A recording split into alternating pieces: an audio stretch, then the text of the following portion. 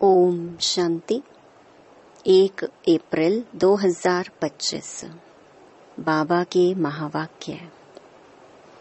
मीठे बच्चे, बाप नॉलेजफुल है, उन्हें जानी जाननहार कहना यह उल्टी महिमा है। बाप आते ही हैं तुम्हें पतित से पावन बनाने। प्रश्न: बाप के साथ साथ सबसे अधिक महिमा और किसकी है और कैसे? उत्तर: पहला, बाप के साथ भारत की महिमा भी बहुत है। भारत ही अविनाशी खंड है। भारत ही स्वर्ग बनता है। बाप ने भारतवासियों को ही धनवान, सुखी और पवित्र बनाया है। दूसरा, गीता की भी अपरम अपार महिमा है। सर्वशास्त्रमयी शिरोमणि गीता है। तीसरा, तुम चैतन्य ज्ञान गंगाओं की भी बहुत महिमा है। तुम डायरेक्ट ज्ञान सागर से निकली हो। ओम शांति। ओम शांति का अर्थ तो नए व पुराने बच्चों ने समझा है। तुम बच्चे जान गए हो, हम सब आत्माएं परमात्मा की संतान हैं। परमात्मा ऊंच ते ऊंच और बहुत प्यारे ते प्यारा, सभी का माशूक है। बच्चों को ज्ञान और भक्ति का राज तो समझाया है। ज्ञान माना दिन, सतयुग त्रेता। भक्ति माना रात, द्वापर कलयुग। भारत की ही बात है। पहले पहले तुम भारतवासी आते हो।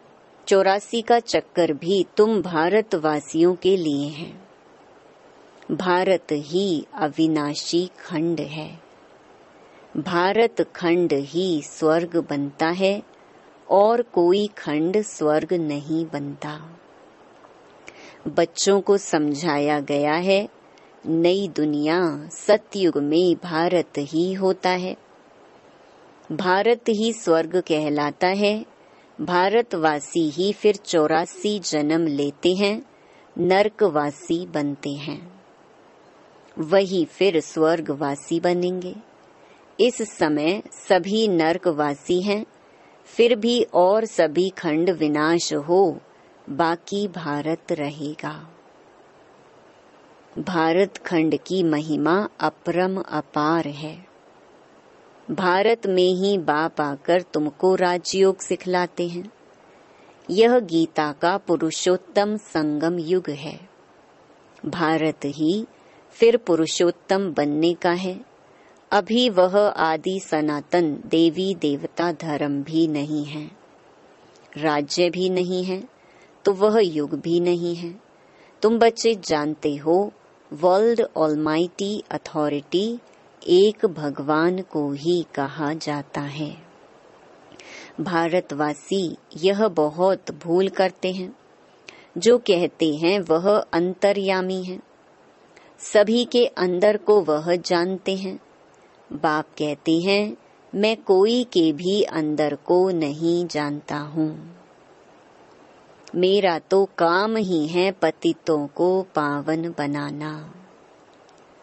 बहुत कहते हैं, शिव बाबा आप तो अंतर्यामी हो।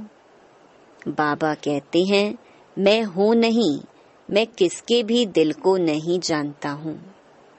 मैं तो सिर्फ आकर पतितों को पावन बनाता हूँ। मुझे बुलाते ही पतित दुनिया में हैं, और मैं एक ही बार आता हूँ, जबकि पुरानी दुनिया को नया बनाना है। मनुष्य को यह पता नहीं है कि यह जो दुनिया है वह नई से पुरानी, पुरानी से नई कब होती है। हर चीज नई से पुरानी सतो रजो तमो में जरूर आती है। मनुष्य भी ऐसे होते हैं। बालक सतो प्रधान है, फिर युवा होते हैं, फिर वृद्ध होते हैं अर्थात रजो तमो में आते हैं। बूढ़ा शरीर होता है तो वह छोड़कर फिर बच्चा बनेंगे। बच्चे जानते हैं नई दुनिया में भारत कितना ऊंच था। भारत की महिमा अपरम अपार है। इतना सुखी, धनवान, पवित्र और कोई खंड है नहीं। फिर सतो प्रधान बनाने बाप आए हैं। सतो प्रधान दुनिया की स्थापना हो रही है। त्रिमूर्ति ब्रह्मा, विष्णु, शंकर को क्रिएट किसने किया? ऊंच ते ऊंच तो शिव है। कहते हैं त्रिमूर्ति ब्रह्मा, अर्थ तो समझते नहीं। वास्तव में कहना चाहिए त्रिमूर्ति शिव, ना कि ब्रह्मा। अब गाते हैं देव देव महादेव। शंकर को ऊंच रखते हैं तो त्रिमूर्ति शंकर कहे ना। फिर त्रिमूर्ति ब्रह्मा क्यों कहते? शिव है रचयिता, गाते भी हैं परम पिता परमात्मा। ब्रह्मा द्वारा स्थापना करते हैं ब्राह्मणों की। भक्ति मार्ग में नॉलेजफुल बाप को जानी जानन हार कह देते हैं। अब वह महिमा अर्थ सहित नहीं है। तुम बच्चे जानते हो बाप द्वारा हमें वर्षा मिलता है। वह खुद हम ब्राह्मणों को पढ़ाते हैं, क्योंकि वह बाप भी है, सुप्रीम टीचर भी है। वर्ल्ड की हिस्ट्री, ज्योग्राफी कैसे चक्कर लगाती है वह भी समझाते हैं। वही नॉलेजफुल है। बाकी ऐसे नहीं कि वह जानी जानन हार है। यह भूल है। मैं तो सिर्फ आकर पतितों को पावन बनाता हूँ। 21 जन्मों के लिए राज्य भाग्य देता हूँ। भक्ति मार्ग में है अल्पकाल का सुख, जिसको सन्यासी हठ योगी जानते ही नहीं। ब्रह्म को याद करते हैं। अब ब्रह्म तो भगवान नहीं, भगवान तो एक निराकार शिव है, जो सर्व आत्माओं का बाप है। हम आत्माओं के रहने का स्थान ब्रह्मांड स्वीट होम है। वहां से हम आत्माएं यहाँ पार्ट बजाने आती हैं। आत्मा कहती है हम एक शरीर छोड़ दूसरा तीसरा लेती हूँ। 84 जन्म भी भारतवासियों के ही हैं। जिन्होंने बहुत भक्ति की है वही फिर ज्ञान भी जास्ती उठाएंगे। बाप कहते हैं गृहस्थ व्यवहार में भल रहो, परंतु श्रीमत पर चलो। तुम सभी आत्माएं आशिक हो एक परमात्मा माशूक की। भक्ति मार्ग से लेकर तुम याद करते आए हो। आत्मा बाप को याद करती है। यह है ही दुख धाम। हम आत्माएं असुल शांति धाम की निवासी हैं। पीछे आए सुख धाम में फिर हमने 84 जन्म लिए। हम सो हम का अर्थ भी समझाया है। वह तो कह देते आत्मा सो परमात्मा, परमात्मा सो आत्मा। अब बाप ने समझाया है हम सो देवता, क्षत्रिय, वैश्य सो शूद्र। अभी हम सो ब्राह्मण बने हैं, सो देवता बनने के लिए। यह है यथार्थ अर्थ। वह है बिल्कुल रॉन्ग। सतयुग में एक देवी देवता धर्म अद्वैत धर्म था। पीछे और धर्म हुए हैं तो द्वैत हुआ है। द्वापर से आसुरी रावण राज्य शुरू हो जाता है। सतयुग में रावण राज्य ही नहीं तो 5 विकार भी नहीं हो सकते। वह है ही संपूर्ण निर्विकारी। अभी तुम हो गॉडली स्टूडेंट, तो यह टीचर भी हुआ, फादर भी हुआ। फिर तुम बच्चों को सद्गति दे स्वर्ग में ले जाते हैं, तो बाप, टीचर, गुरु तीनों ही हो गया। उनके तुम बच्चे बने हो तो तुमको कितनी खुशी होनी चाहिए।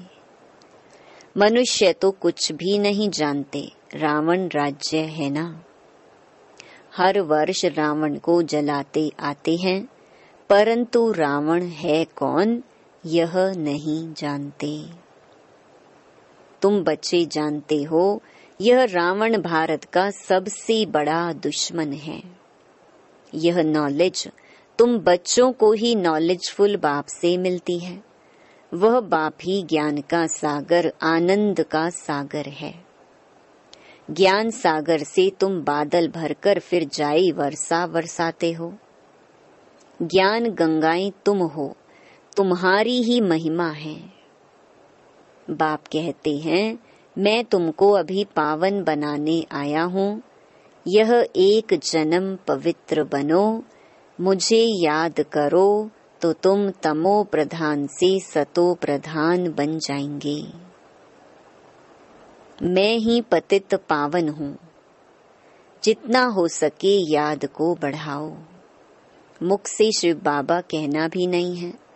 जैसे आशिक माशूक को याद करते हैं, एक बार देखा बस फिर बुद्धि में उनकी ही याद रहेगी। भक्ति मार्ग में जो जिस देवता को याद करते, पूजा करते, उसका साक्षात्कार हो जाता है। वह है अल्प काल के लिए। भक्ति करते नीचे उतरते आए हैं। अब तो मौत सामने खड़ा है। हाय हाय के बाद फिर जय जयकार होनी है। भारत में ही रक्त की नदी बहनी है। सिविल वॉर के आसार भी दिखाई दे रहे हैं। तमो प्रधान बन गए हैं। अब तुम सतो प्रधान बन रहे हो। जो कल्प पहले देवता बने हैं वही आकर बाप से वर्षा लेंगे। कम भक्ति की होगी तो ज्ञान थोड़ा उठाएंगे, फिर प्रजा में भी नंबरवार पद पाएंगे। अच्छे पुरुषार्थी श्रीमत पर चल अच्छा पद पाएंगे। मैनर्स भी अच्छे चाहिए। दैवी गुण भी धारण करने हैं। वह फिर 21 जन्म चलेंगे।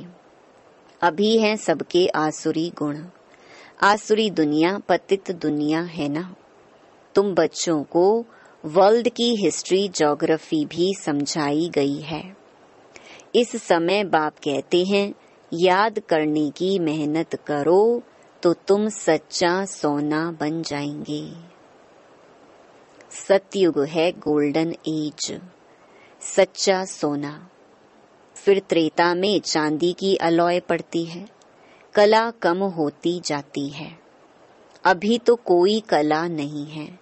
जब ऐसी हालत हो जाती है तब बाप आते हैं। यह भी ड्रामा में नूंद है। इस रावण राज्य में सभी बेसमझ बन गए हैं। जो बेहद ड्रामा के पाठधारी होकर भी ड्रामा के आदि मध्य अंत को नहीं जानते हैं। तुम एक्टर्स हो ना। तुम जानते हो हम यहाँ पार्ट बजाने आए हैं, परंतु पाठधारी होकर जानते नहीं। तो बेहद का बाप कहेंगे ना कि तुम कितने बेसमझ बन गए हो। अब मैं तुम्हें समझदार हीरे जैसा बनाता हूँ, फिर रावण कौड़ी जैसा बना देता है। मैं ही आकर सबको साथ ले जाता हूँ, फिर यह पतित दुनिया भी विनाश होती है। मच्छरों सदृश्य सबको ले जाता हूँ। तुम्हारी एम ऑब्जेक्ट सामने खड़ी है। ऐसा तुमको बनना है, तब तो तुम स्वर्गवासी बनेंगे। तुम ब्रह्मा कुमार कुमारियां यह पुरुषार्थ कर रहे हो। मनुष्यों की बुद्धि तमो प्रधान है तो समझते नहीं। इतने बीके हैं तो जरूर प्रजापिता ब्रह्मा भी होगा। ब्राह्मण है चोटी, ब्राह्मण फिर देवता। चित्रों में ब्राह्मणों को और शिव को गुम कर दिया है। तुम ब्राह्मण अभी भारत को स्वर्ग बना रहे हो। अच्छा, मीठे मीठे सिकिलधे बच्चों प्रति माता पिता बाप दादा का याद प्यार और गुड मॉर्निंग। रूहानी बाप की रूहानी बच्चों को नमस्ते। धारणा के लिए मुख्य सार। पहला, ऊंच पद के लिए श्रीमत पर चल अच्छे मैनर्स धारण करने हैं। दूसरा, सच्चा आशिक बन एक माशूक को ही याद करना है। जितना हो सके याद का अभ्यास बढ़ाते जाना है। वरदान। निमित्तपन की स्मृति से माया का गेट बंद करने वाले डबल लाइट भव। जो सदा स्वयं को निमित्त समझकर चलते हैं उन्हें डबल लाइट स्थिति का स्वतः अनुभव होता है। करन करावन हार करा रहे हैं, मैं निमित्त हूँ, इसी स्मृति से सफलता होती है। मैंपन आया अर्थात माया का गेट खुला। निमित्त समझा अर्थात माया का गेट बंद हुआ। तो निमित्त समझने से माया जीत भी बन जाते और डबल लाइट भी बन जाते। साथ साथ सफलता भी अवश्य मिलती है। यही स्मृति नंबर 1 लेने का आधार बन जाती है। स्लोगन। त्रिकालदर्शी बनकर हर कर्म करो तो सफलता सहज मिलती रहेगी। मातेश्वरी जी के महावाक्य। नंबर 1।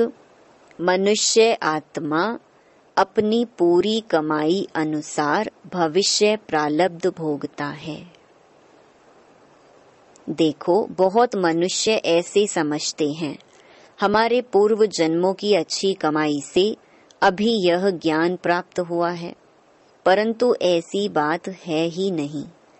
पूर्व जन्म का अच्छा फल है यह तो हम जानते हैं। कल्प का चक्कर फिरता रहता है, सतो रजो तमो बदली होता रहता है, परंतु ड्रामा अनुसार पुरुषार्थ से प्रारब्ध बनने की मार्जिन रखी है। तब तो वहां सतयुग में कोई राजा रानी, कोई दासी, कोई प्रजा पद पाते हैं। तो यही पुरुषार्थ की सिद्धि है। वहां द्वैत ईर्ष्या होती नहीं। वहां प्रजा भी सुखी है। राजा रानी प्रजा की ऐसी संभाल करते हैं जैसे माँ बाप अपने बच्चों की संभाल करते हैं। वहां गरीब साहूकार सब संतुष्ट हैं। इस एक जन्म के पुरुषार्थ से 21 पीढ़ी के लिए सुख भोगेंगे। यह है अविनाशी कमाई। जो इस अविनाशी कमाई में अविनाशी ज्ञान से अविनाशी पद मिलता है। अभी हम सतयुगी दुनिया में जा रहे हैं। यह प्रैक्टिकल खेल चल रहा है। यहाँ कोई छू मंतर की बात नहीं है। नंबर 2। गुरु मत, शास्त्रों की मत, कोई परमात्मा की मत नहीं है। परमात्मा कहते हैं बच्चे, यह गुरु मत, शास्त्र मत, कोई मेरी मत नहीं है। यह तो सिर्फ मेरे नाम की मत देते हैं, परंतु मेरी मत तो मैं जानता हूँ। मेरे मिलन का पता मैं आकर देता हूँ। उसके पहले मेरी एड्रेस कोई नहीं जानता। गीता में भल भगवानुवाच है, परंतु गीता भी मनुष्यों ने बनाई है। भगवान तो स्वयं ज्ञान का सागर है। भगवान ने जो महावाक्य सुनाए हैं उनका यादगार फिर गीता बनी है। यह विद्वान पंडित आचार्य कहते हैं परमात्मा ने संस्कृत में महावाक्य उच्चारण किए। उसे सीखने बिगर परमात्मा मिल नहीं सकेगा। यह तो और ही उल्टा कर्मकांड में फंसाते हैं। वेद शास्त्र पढ़ अगर सीढ़ी चढ़ जाएं तो फिर उतना ही उतरना पड़े, अर्थात उनको भुलाए एक परमात्मा से बुद्धि योग जोड़ना पड़े। क्योंकि परमात्मा साफ कहता है, इन कर्मकांड वेद शास्त्र पढ़ने से मेरी प्राप्ति नहीं होती है। देखो, ध्रुव, प्रहलाद, मीरा ने क्या शास्त्र पढ़ा। यहाँ तो पढ़ा हुआ भी सब भूलना पड़ता है।